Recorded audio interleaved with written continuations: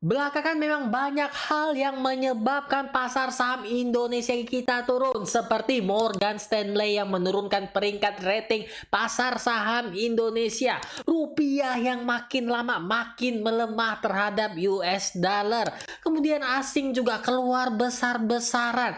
Habis itu para pemain judi online akan mendapatkan bansos. Ini hubungannya ada nggak ya?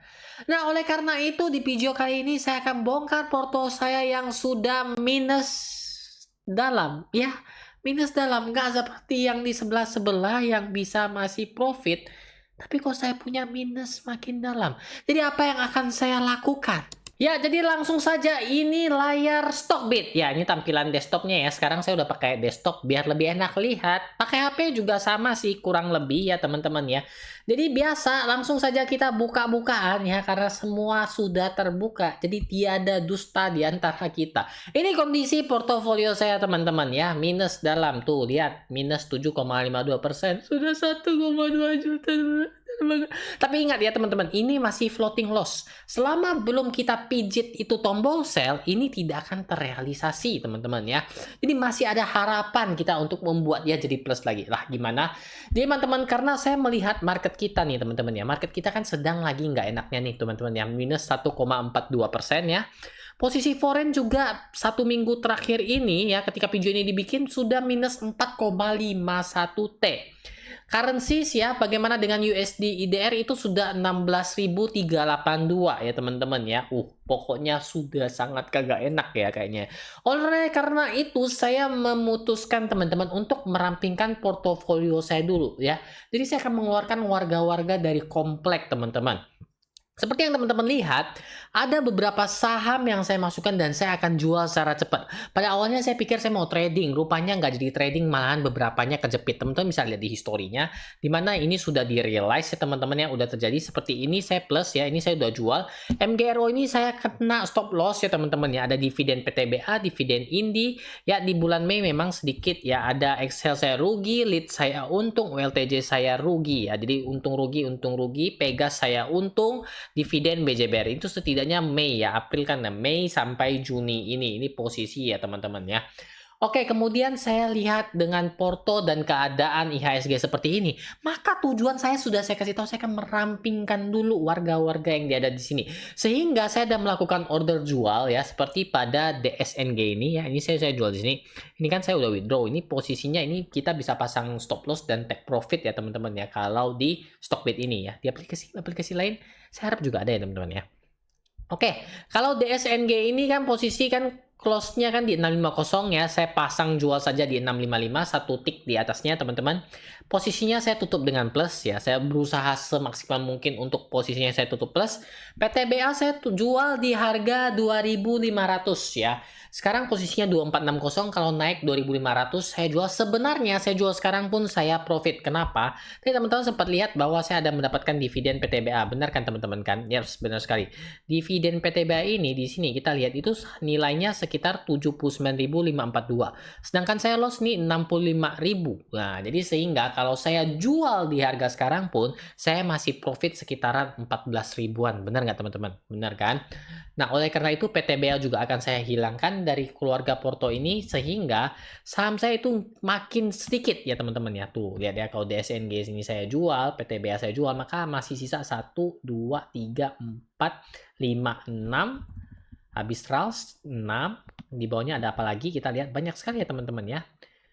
6 7 8 9 ya. Jadi sisa 9 saham lagi. Oke, teman-teman, itu adalah langkah awal pertama saya untuk merampingkan portofolio saya dulu. Ini ya teman-teman ya. Kalau teman-teman sempat lihat video-video short saya, ini saya beli teman-teman. Goto saya beli ya.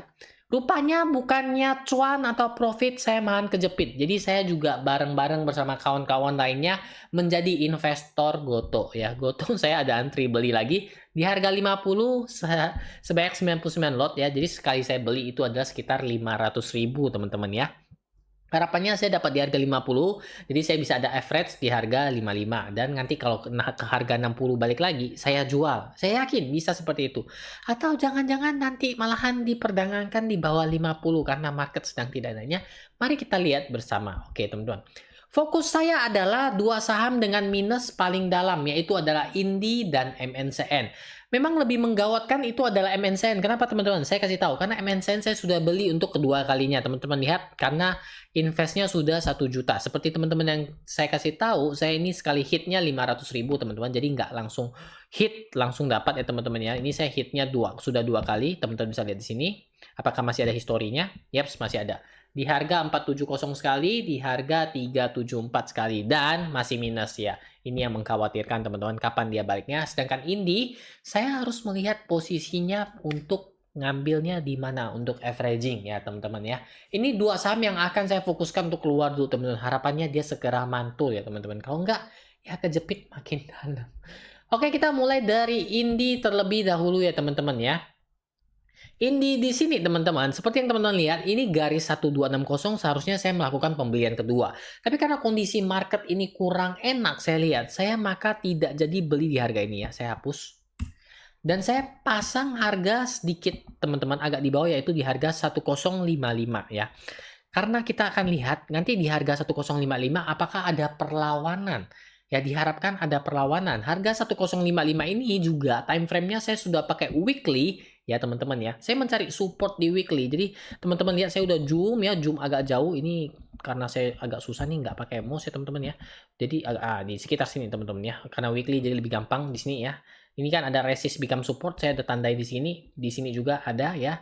Ini di harga 900 juga ini ada area-area yang akan saya lakukan pembelian. Ya, harapannya akan mantul di area sini. Tuh lihat teman-teman ya. Biasanya ada area-area sini bisa cukup meyakinkan, atau dia akan turun di bawah harga ini kita juga nggak tahu. Jadi ini posisinya dia harga antara 900 sampai 1055 saya akan melakukan pembelian kepicit pula teman-teman ya. Mana dia? Ini koordinatnya. Sorry, saya pijit ya. 1055. Tadi saya udah pijit. Oke, ini dia.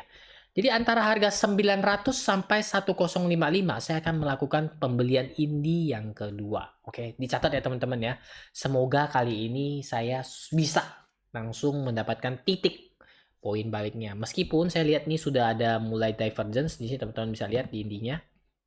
Ini ya di sini, dan MACD-nya sudah mulai naik ya teman-teman ya. Harapannya akan dia balik arah ya, tapi ini semoga saja analisanya tidak meleset sehingga saya bisa keluar Indi dengan posisi profit. Lanjut teman-teman, yang agak mengkhawatirkan kedua adalah MNCN. Waduh, ini kalau saya bahas ini biasa banyak orang yang ngomelin nih. Ngapain masuk MNCN? Ini kan akibatnya. Dan posisinya 278, sebentar lagi harusnya saya mengambil posisi untuk yang ketiga kalinya. Ya teman-teman ya, posisi ini juga cukup jauh teman-teman. Ini weekly ya teman-teman ya, chart weekly loh ini ya, bukan daily lagi. Ini jauh banget saya scrollnya untuk melihat support dan resist. Ini bahkan hampir nggak ketemu ya teman-teman ya. Tuh lihat tuh, lihat tuh. Nah ini dia.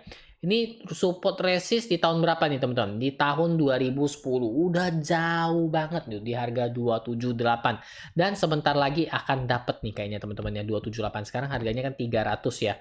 Sedikit lagi dia akan sampai di 278. Nah, kalau dia sudah sampai di area sana, saya lagi-lagi akan balik melihat apakah dia ada melakukan perlawanan atau makin jeblok ke dalam ya. Kalau makin jeblok ke dalam sih ya udahlah saya pasrah saja. Tapi saya lihat dulu.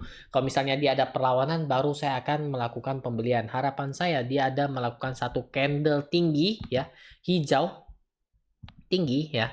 Sehingga baru meyakinkan saya untuk melakukan pembeliannya. Kurang lebih seperti ini. Ini juga jebakan sih sebenarnya teman-teman ya. Ini plus berapa nih?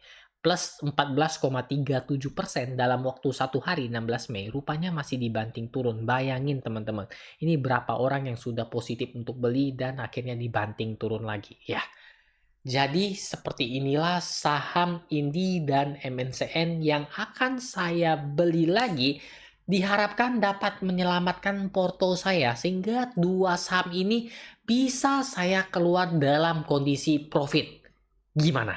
Ya teman-teman, jadi itulah hal yang akan saya lakukan untuk menyelamatkan portofolio saya. Saya fokus terlebih dahulu di dua yang paling dalam. Semoga averaging down yang saya lakukan dapat tepat sehingga porto saya bisa balik ataupun bisa setidaknya dua saham ini keluar dulu dalam kondisi profit. Semoga ya, dan melihat yang minus yang di atas-atas semoga juga ada yang sudah mulai balik.